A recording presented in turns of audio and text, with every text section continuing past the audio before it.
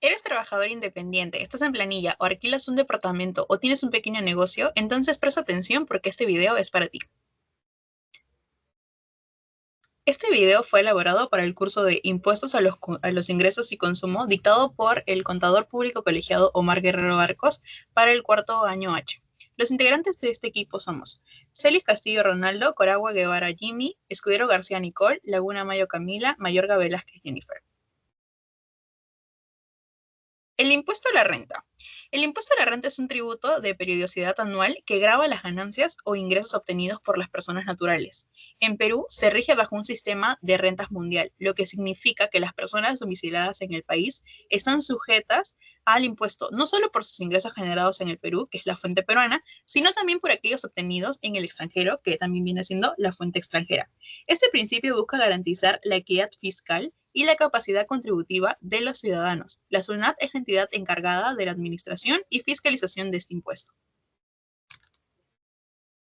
Pero te preguntarás, ¿quiénes deben declarar el impuesto a la renta de personas naturales? La obligación debe declarar el impuesto a la renta no recae sobre las personas naturales, sino sobre aquellas que cumplen con ciertos criterios. Generalmente deben declarar las personas con rentas de trabajo, que viene siendo la cuarta y o quinta categoría.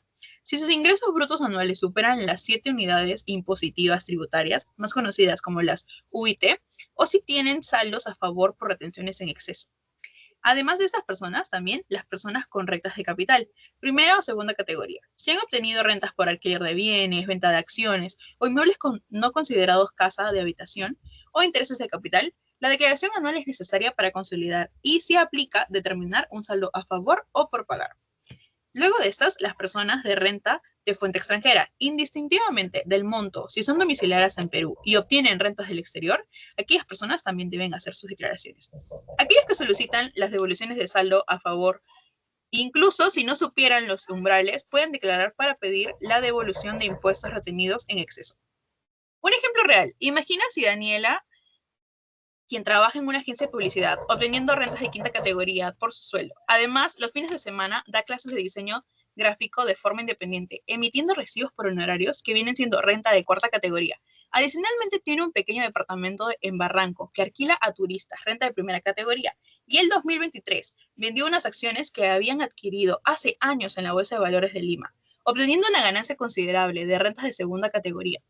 Daniela, por la diversidad y volumen de sus ingresos, está definitivamente obligada a presentar su declaración jurada anual del impuesto a la renta. Su obligación no solo se da por la suma de sus rentas, sino también por tener rentas de distintas categorías, sujetas a tratamientos diferentes.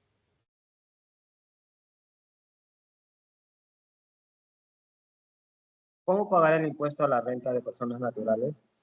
El pago del impuesto a la renta puede realizarse de varias maneras, dependiendo de la categoría de renta y del momento de la obligación. Pagos a cuentas mensuales.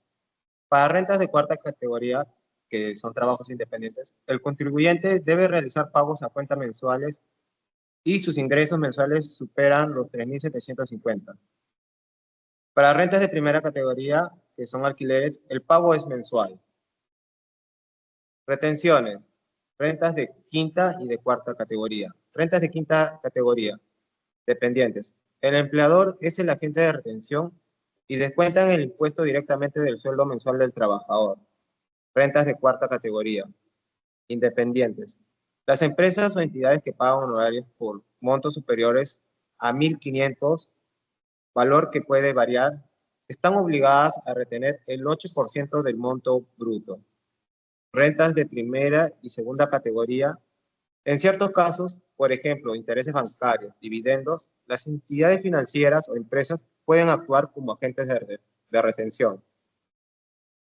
Pagos de regularización anual. Después de presentar la declaración jurada anual y se resulta un saldo a favor del fisco, el contribuyente debe pagarlo. Esto puede hacerse a través de banca por internet o presencialmente, ¿no? Ejemplos. Carlos es un programador independiente que emite recibos por honorarios en marzo de 2024. Emitió un recibo de 5.000 a una empresa grande. Dicha empresa, al exceder el límite de 1.500, le retuvo el 8%, es decir, 400 soles. En este caso, Carlos no tuvo que hacer pago a cuenta mensual por ese ingreso. pues ya fue retenido. Sin embargo, si en otro caso emite un recibo por 2.000 a una persona natural o una empresa pequeña que no lo retiene, Carlos sí estaría obligado a realizar un pago a cuenta mensual del 8% de ese monto a través del formulario virtual número 616 de SUNAT, y al final del año consolidará todos sus ingresos y retenciones para una declaración anual. ¿Qué son las rentas de capital? Las rentas de capital provienen de los inmuebles o de la colocación de capital. Se dividen principalmente en primera y segunda categoría. Rentas de primera categoría son aquellas rentas obtenidas por el arrendamiento o subarrendamiento de bienes muebles o inmuebles. También incluyen las mejoras, cesión temporal de bienes o derechos y la explotación de predios rústicos, entre otros. Base imponible. Para el cálculo del impuesto se considera el 5% de la renta bruta, ingreso por alquiler, como pago definitivo, es decir, no hay deducciones de gastos reales. Tasa. La tasa efectiva es del 5% sobre la renta bruta o 6.25% sobre la renta neta presunta del 80% de la renta bruta. El pago es mensual y definitivo. Ejemplo real, ¿no? Elena es propietaria de un departamento en Miraflores que alquila por 3.000 soles mensuales. Ella debe declarar y pagar el 5% de este monto, es decir, 150 soles. Este pago se realiza utilizando el formulario número 1683, pago de arrendamiento. Al ser un pago definitivo, este ingreso ya no se suma a otras rentas para la declaración anual del impuesto a la renta, a menos que se quiera consolidar con otras rentas de capital para deducir pérdidas. Rentas de segunda categoría son aquellas rentas por la colocación de capital, la enajenación de bienes de capital y otros conceptos no clasificados en las otras categorías. Incluyen intereses, regalías, dividendos y otras formas de distribución de utilidades, ganancias de capital por venta de valores mobiliarios, ganancia de capital por venta de inmuebles, base imponible y tasa. Un ejemplo es, Roberto tenía acciones en una empresa tecnológica peruana que cotizó en la Bolsa de Valores de Lima. Las había comprado a 50.000 y las vendió a 80.000. Obtuvo una ganancia de capital de 30.000 soles.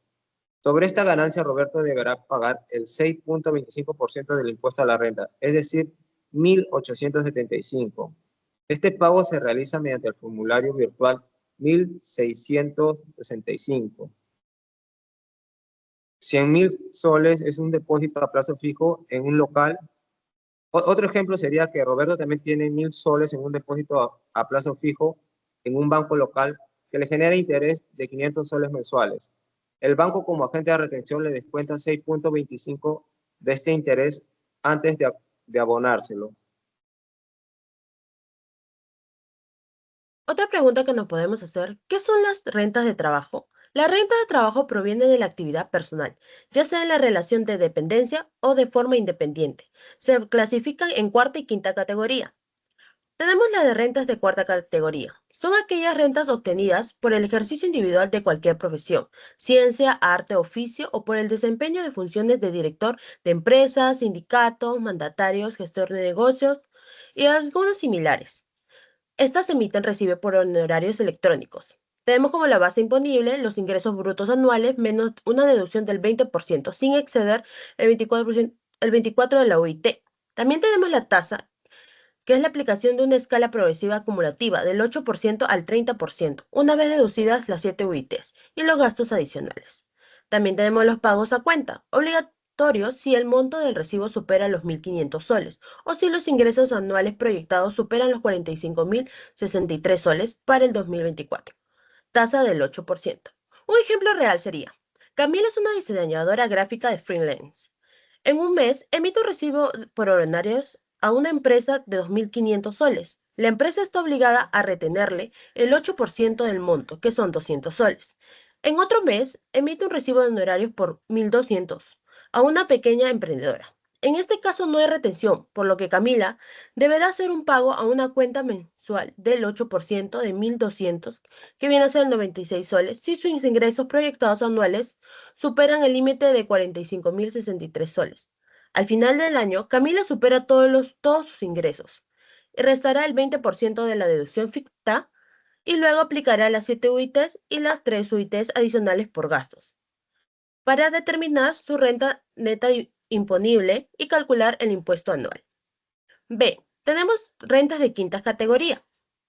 Son aquellas retenidas por el trabajo personal prestado en relación a la dependencia, es decir, los sueldos, salarios, asignaciones, comisiones, gratificación, bonificaciones y cualquier retribución por servicios personales, independientemente de la denominación que se le dé. Como base imponible tenemos los ingresos brutos anuales, incluyendo gratificaciones, bonificaciones, etc., menos de las 7 UITs de deducción automática. La tasa se aplica a la misma escala progresiva acumulativa para la cuarta categoría, del 8% al 30%, sobre la renta neta imponible. La retención, el empleador retiene el impuesto mensual en la planilla del trabajador. Un ejemplo real sería: Fernando es un gerente de marketing en una empresa y su sueldo bruto mensual es de 8.000. Además, recibe dos gratificaciones al año, que es en julio y en diciembre, de 8.000 cada una. Su remuneración bruta sería 8.000 por 12 meses, más los 8.000 por dos gratificaciones, igual a 96.000, más los 16.000, que llegaría a ser un monto de 112.000 soles. De este monto se deducen las 7 UITs, aproximadamente 36.050 soles para 2024, y su renta neta imponible sería 112 soles menos 36.050 soles, sería igual a 75.950 soles. Sobre este monto se aplica la escala progresiva del impuesto a la renta. El empleador de Fernando calculará el impuesto anual proyectado y lo dividirá en 12 cuotas, reteniendo una parte en cada mes de su sueldo. Deducción, deducción adicional para rentas de trabajo de cuarta y quinta categoría. Además de las deducciones de las 7 UITs aplicables en las rentas de trabajo como cuarta y quinta, que la acabamos de explicar, la legislación peruana permite las contribuciones,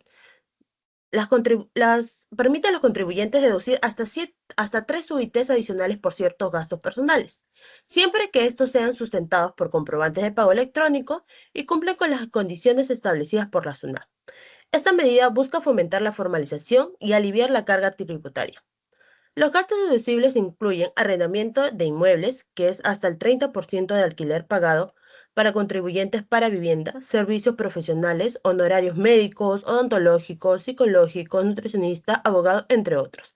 Aportaciones de salud por trabajadores de hogar, servicio de hoteles, bares y restaurantes, un porcentaje de lo pagado. Tendremos un ejemplo. Volviendo al caso de Fernando, el gerente de marketing. Si su renta neta imponible después de las 7 UITs es de 75.950, si él durante el año pagó 1.200 mensuales de alquiler por su departamento, un total de 14.400 anuales, y gastó 5.000 en consultas médicas y odontológicas para él y su familia, además 3.000 soles en restaurantes con boletas electrónicas, el alquiler sería el 30% de 14.400, que nos darían igual a 4.320 soles. Los servicios profesionales médicos, 5.000 soles. Los restaurantes, un porcentaje de 3.000 soles, normalmente el 25%. Y la suma de estos gastos deducibles, aplicando los topes individuales y el tope general de las 3 UITs, reduciría aún más la base imponible para el cálculo final del impuesto anual, lo que podría generar un menor pago o un saldo a favor. ¿Cómo realizar la declaración de impuesto a la renta de personas naturales? La declaración jurada anual del impuesto a la renta es un proceso fundamental para el cumplimiento tributario. Los plazos varían cada año, pero generalmente se inicia en marzo y culmina en abril del año siguiente al ejercicio gravable.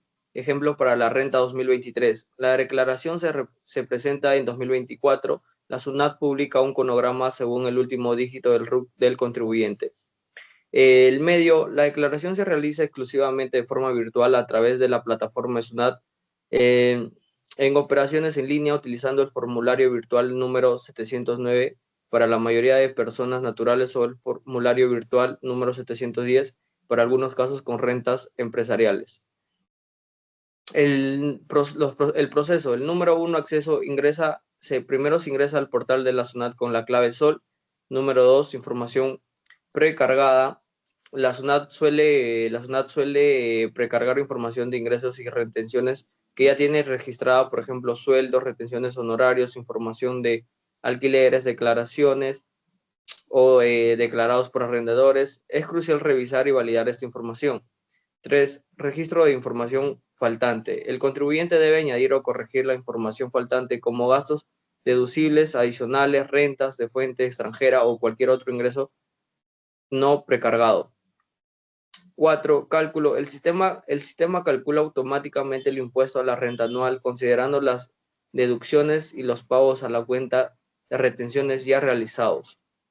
Paso 5. El resultado. El sistema arrojará un saldo por pagar, un saldo a favor del contribuyente que puede solicitarse de devolución aplicar a futuros pagos o un resultado cero.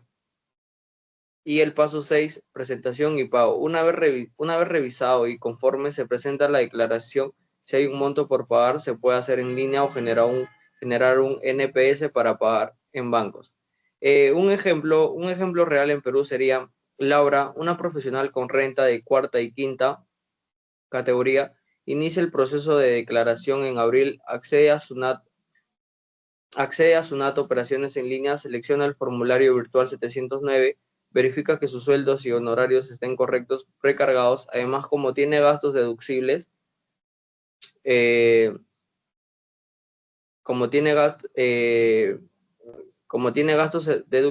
además como tiene por servicios médicos y consumo en restaurantes, ingresa los comprobantes electrónicos que guardó en el sistema. Calcula su impuesto anual. Si le sale un saldo a favor porque retuvieron a más, se solicita una devolución. Si le sale un saldo por pagar, le cancela en ese momento con su tarjeta de débito a través de la misma plataforma. Punto 8. Infracciones y sanciones tributarias de renta de capital y trabajo. El incumplimiento de las obligaciones tributarias relacionadas con el impuesto a la renta puede acarrear diversas infracciones y sanciones establecidas en el Código Tributario. Las más comunes incluyen no declarar en el plazo establecido, genera una multa por la omisión de la declaración, declarar fuera de plazo, extemporáneamente también genera multa, aunque puede ser menor si se subsana voluntariamente antes de la notificación de la SUNAT. Declarar cifras o datos falsos, inconsistencia, considerado una infracción grave, puede llevar a multas significativas y en casos de montos elevados e incluso a procesos penales por defraudación tributaria. Otro punto sería no pagar el tributo dentro de los plazos establecidos, genera intereses moratorios diarios sobre el monto no pagado, además de posibles multas por no pagar a tiempo. Y otro punto sería no llevar libros o registros contables. En caso de contribuyentes de cuarta categoría con ciertos niveles de ingresos o personas con rentas de capital que deben llevarlos. Las sanciones suelen ser multas pecuniarias calculadas en función de la UIT o el tributario omitido y cobro de intereses monetarios. La SUNAT aplica un régimen de gradualidad para las multas que puede reducir el monto si el contribuyente subsana voluntariamente la infracción, por ejemplo, presentando la declaración o pagando antes de ser notificado. Un ejemplo real en Perú sería Mónica tiene un departamento alquilado y olvidó declarar y pagar sus rentas de primera categoría por varios meses. La SUNAT, al detectar esta omisión, le envía una carta inductiva. Mónica, al no responder, recibe luego una resolución de multa por no declarar y por no pagar, más los intereses monetarios acumulados. Si Mónica hubiera declarado y pagado voluntariamente al darse cuenta de su error antes de la notificación de la SUNAT, la multa por omisión de la declaración se habría reducido significativamente por el régimen de gradualidad. Muy bien, una vez luego de toda esta exposición que tuvimos, vamos a ver las conclusiones sobre las rentas de personas naturales, de capital y de trabajo. Aquí podemos ver que el impuesto a la renta de personas naturales es un sistema que busca agravar la capacidad contributiva que tienen todos los ciudadanos. Esto diferenciando los ingresos derivados de la capital y los generados por el trabajo. En esta exposición hemos visto la diversidad de rentas, fundamental para comprender la distinción entre rentas de capital, que es de primera y segunda categoría, que son las tasas, los pagos generalmente definidos y mensualmente o por operación. Y las rentas de trabajo, que son las de cuarta y quinta categoría, sujetas a una escala progresiva anualmente y con deducciones específicas. Hemos visto la importancia del cumplimiento, el correcto entendimiento y cumplimiento de estas obligaciones, que no solo evita las sanciones, sino que también contribuye directamente al funcionamiento de los servicios públicos y el desarrollo del país en general. Y en una de las conclusiones que hemos visto, aparte de esto, viene la digitalización. La SUNAT ha simplificado significativamente el proceso de declaración de pago, los pagos anuales y mensuales que se tiene que hacer a través de las plataformas virtuales, facilitando esto el cumplimiento de la mayoría de los contribuyentes. Ahora, recomendaciones sobre rentas de personas naturales de capital y de trabajo. Para gestionar eficientemente las obligaciones tributarias, estas relacionadas con las rentas de capital y de trabajo, recomendamos mantener un registro detallado, llevar un control estricto sobre todos los ingresos que tengan las personas, sean sueldos, horarios, alquileres, intereses, ganancias por rentas o demás. Y de los gastos deducibles, que serían los alquileres, los servicios pagados, los servicios profesionales, gastos en restaurantes, en hoteles. Eso va a generar y va a ayudar a facilitar enormemente tu declaración anual que tengas que hacer. Guardar comprobantes electrónicos. Asegúrate de solicitar y de guardar todos los comprobantes electrónicos, las boletas, las facturas o los recibos por honorarios que puedas generar, de todos los gastos que deben ser deducibles. Hoy en día, muchos de estos ya están registrados en la SUNAT, por lo que tiene que ser tu trabajo verificarlo. Revisar información precargada de la SUNAT. Antes de presentar alguna declaración a la web de la SUNAT, tienes que reconocer tu declaración, tienes que verificar la información precargada en el formulario vía virtual. Si encuentras discrepancias, puedes corregirlas o puedes aclararlas directamente vía virtual. Tienes que estar al tanto de los plazos y de las normativas que genera la misma SUNAT. Tienes que consultar periódicamente a la página web de la SUNAT para conocer los cronogramas de vencimiento o actualizaciones en las normas tributarias, como los valores de la UIT o los límites de ingreso que puedan generar. Tienes que también considerar auditorías o asesorías profesionales. Si tus ingresos son complejos o provienen de distintas fuentes o tienes dudas, no dudes en buscar una asesoría contable o específicamente una asesoría tributaria. También aconsejamos pagar a tiempo. Si la declaración anual arroja un saldo por pagar, realiza el pago dentro del plazo para evitar los intereses moratorios o, en todo caso, para evitar las multas que puedan generar. Eso es todo por nuestro trabajo. Muchas gracias por escucharnos y esperamos que haya sido grato de ver y un poco más informativo. Gracias.